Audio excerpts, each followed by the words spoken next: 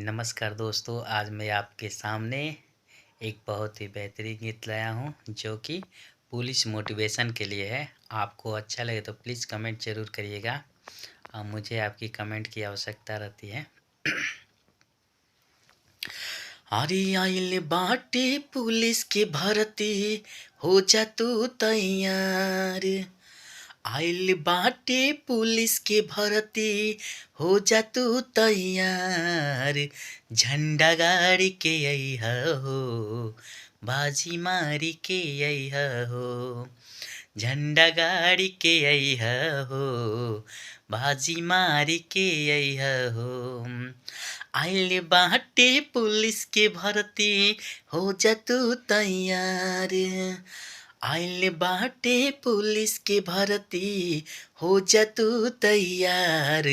झंडा गाड़ी के अइहा हो, बाजी मारी के अइहा हो।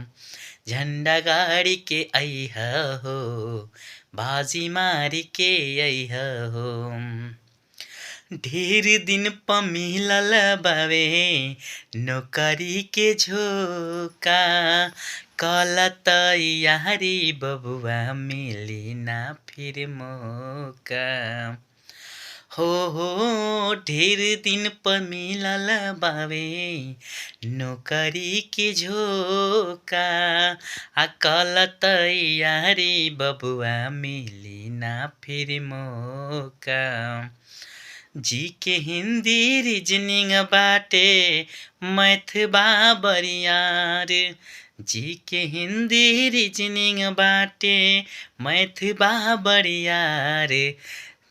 रिटन पास करिह हो, गाँव के नाम करिह हो।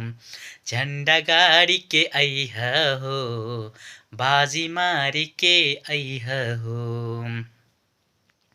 अरे वो हवाएं जो हवाओं को होड़ देता है, वो हवाएं जो हवाओं को मोड़ देता है। जिसकी चाह होती है मंजिल पाने की, वो पत्थर को भी तोड़ देता है, वो पत्थर को भी तोड़ देता है। हो रोजी रोजी दौरे जइहा, करिहा पढ़ाई। ऑनलाइन कोचिंग करिहा कहे ब्रिजेश भाई। हो रोजी रोजी दौरे जइहा, करिहा पढ़ाई। ऑनलाइन कोचिंग करिहा कहे ब्रिजेश भाई। मिलल बाटे बढ़िया मौका, करना बर्बाद। मिलल बाटे बढ़िया मौका, करना बर्बाद। वर्दी झारी के अइहा हो, सीना तान के अइहा हो। झंडा गाड़ी के अइहा हो, गाँव के नाम करिहा हो।